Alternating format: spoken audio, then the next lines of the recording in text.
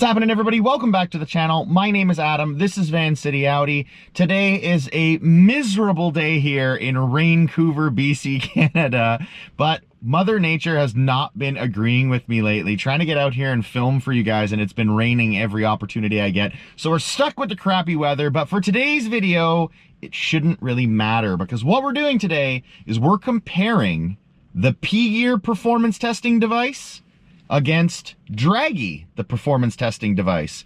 Both use GPS as their way of telling how quick and fast your car goes. Today I'm going to give you an overview of what the PGear does compared to what the Dragy does. PGear is pretty much the gold standard in China from what I've been able to tell in the research that I've done.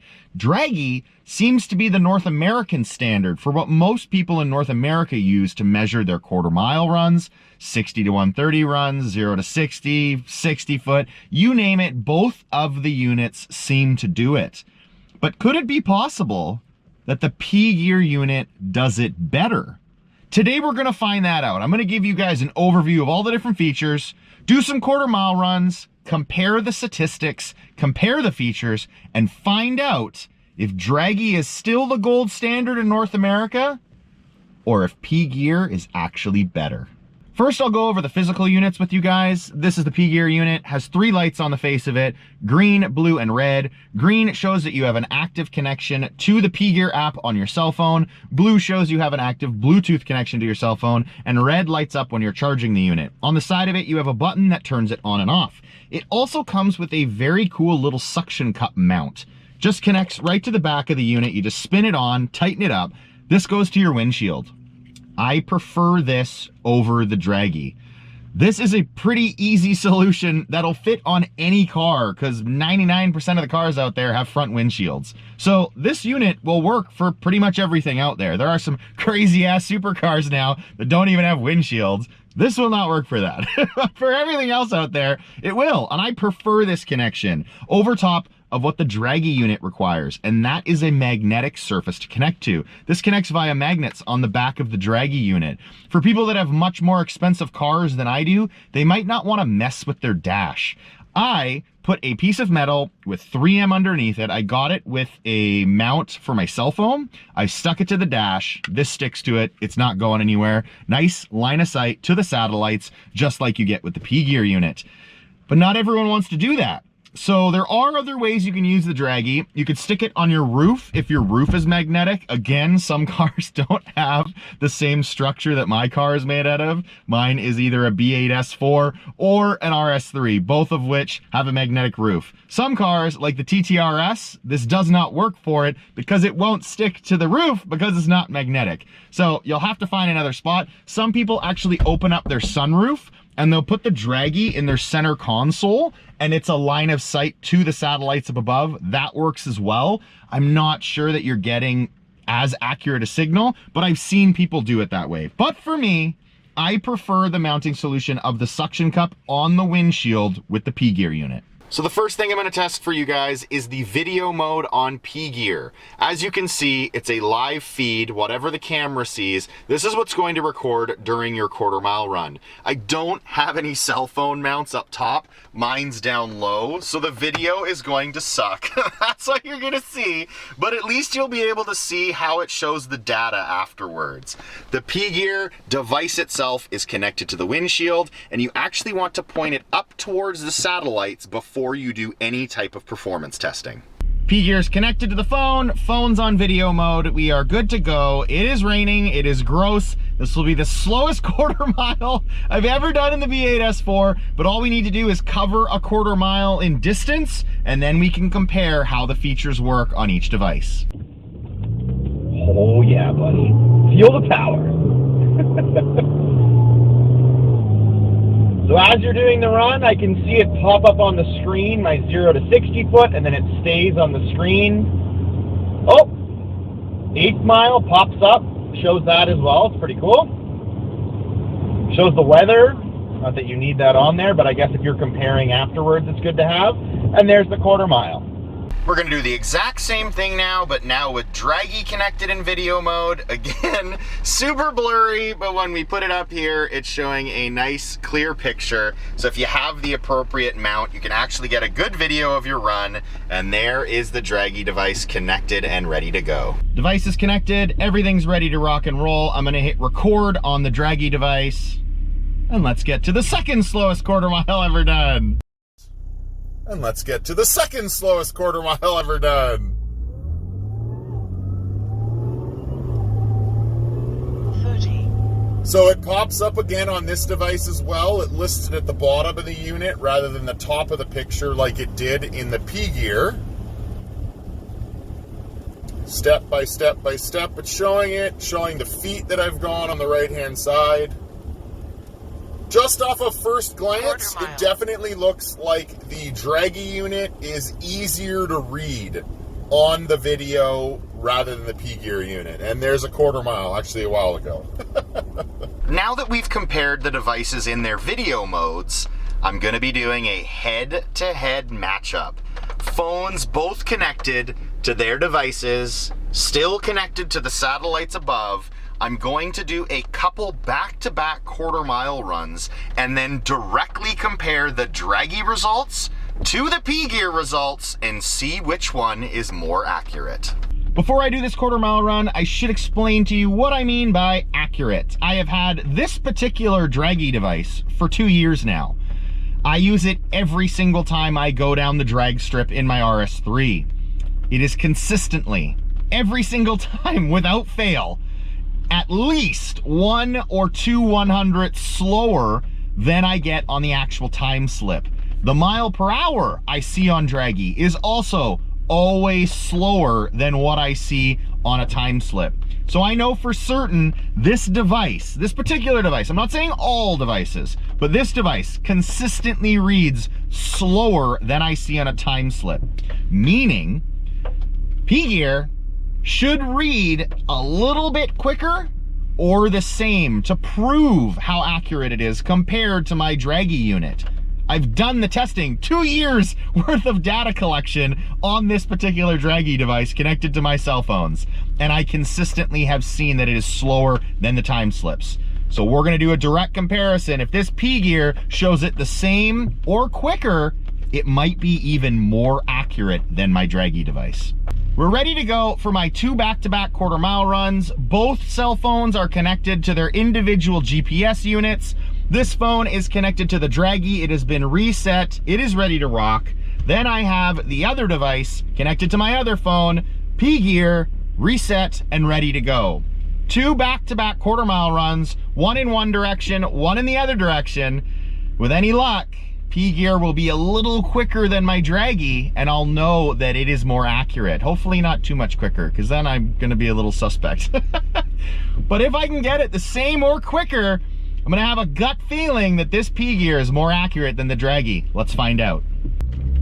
I'm gonna go a little faster this time, I think. I got a little bored last time doing those. It is raining. Well, 60. The Dragy device yells at you. PGear doesn't, unless I haven't turned on an option or something. Quarter mile, just heard it. Time to turn around and do another one. Reset both the phones. Second quarter mile back-to-back comparison between these units to see which one is more accurate. Oh yeah. Trying to make this video fun. I'm actually thinking that might be the PGear shouting 60 at me. Yeah, I think it was actually. There's the quarter mile. I think I got the quarter mile out of the Dragy phone, and I got the 60 out of the PGear. This will be interesting. Let's check out the results. First thing I'll go over in the PGear unit is the option to turn on and off a 1 foot rollout. It comes to you standard as being off, but the Dragy unit always measures with a 1 foot rollout. So what we'll do is we'll actually turn that on for this comparison.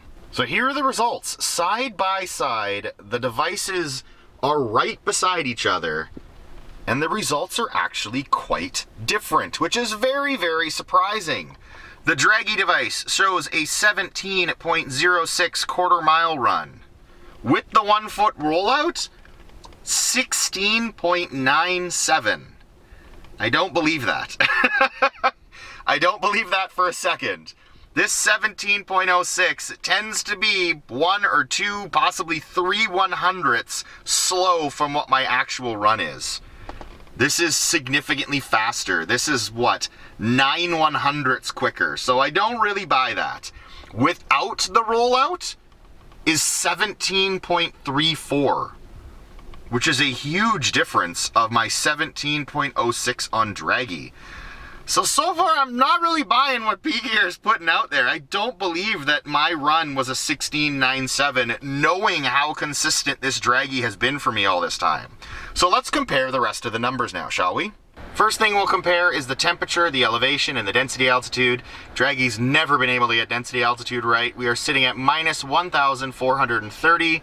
Over here, we are at minus 1,565. We're actually sitting at minus 1,100, so neither of them are accurate on the density altitude.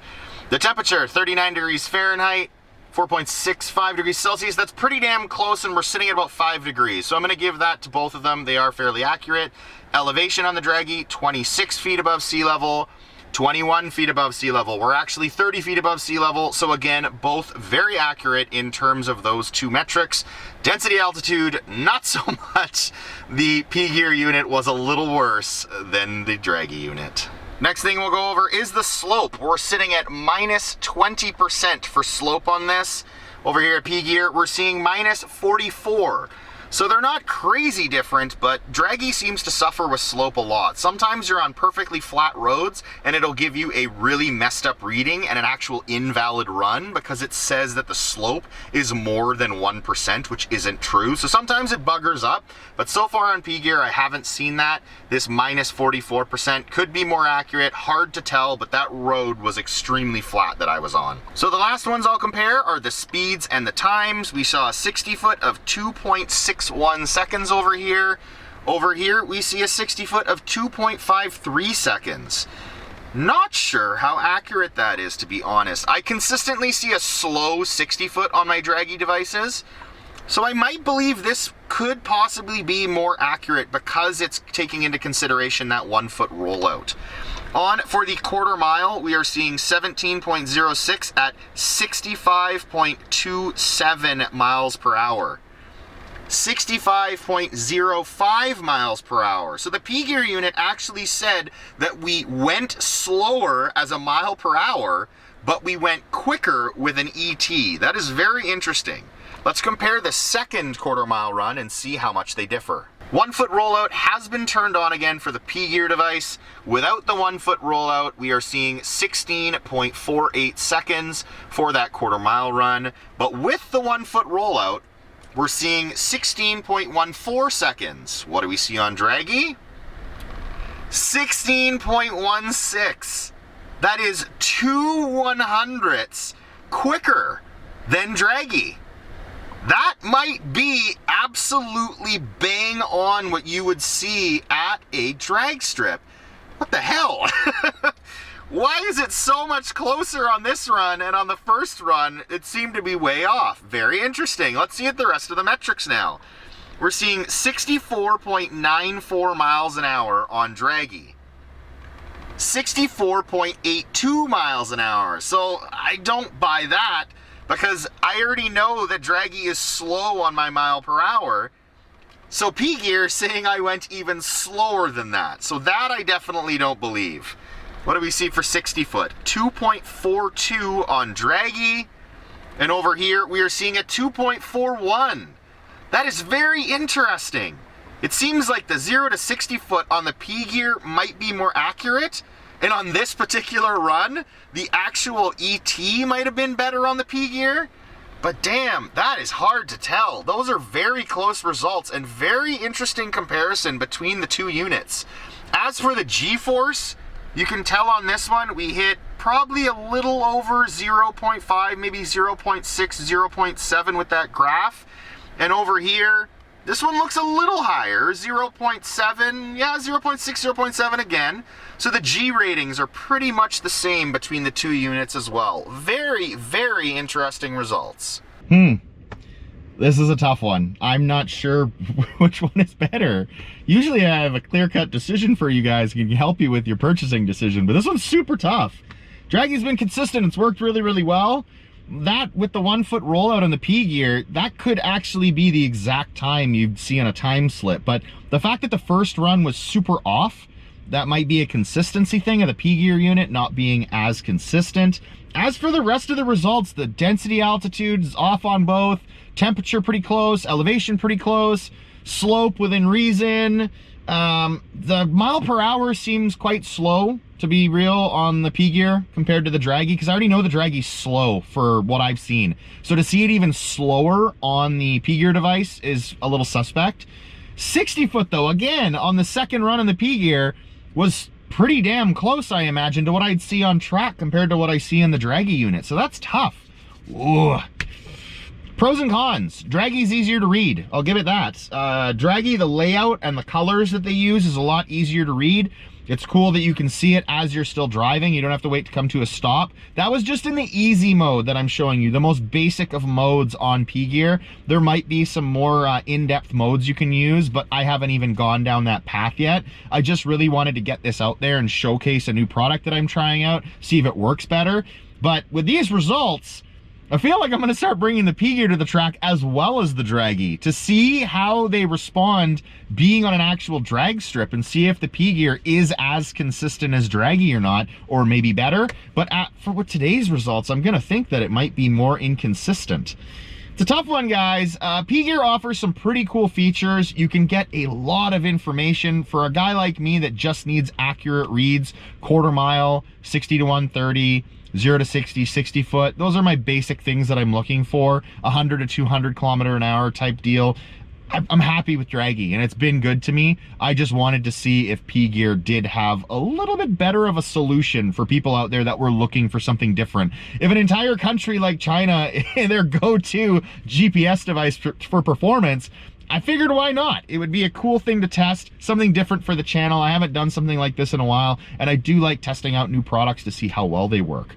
I'm sorry, guys, there's no clear-cut decision. I don't know what to tell you. They're both pretty cool devices. Dragy's easy to read. I'll continue using it for my videos. So does that mean that that's a better product? Not sure. Hard to say. Very cool. If you guys want to check it out, PGear, the app's called PGear. It's a cool little device. Seems to work pretty well. The consistency might be off. The fact that you can use a 1 foot rollout and turn it off, that's a cool feature that you can't do with the Dragy. Damn it, did I just waste all of your guys' time because I don't know if it's better or not? Sorry. Thank you all for watching. I'm going to be using both units at the drag strip this season to see which one reads more consistent, more accurate, and we'll go from there. Thank you all for watching, everyone, and until next time, take care.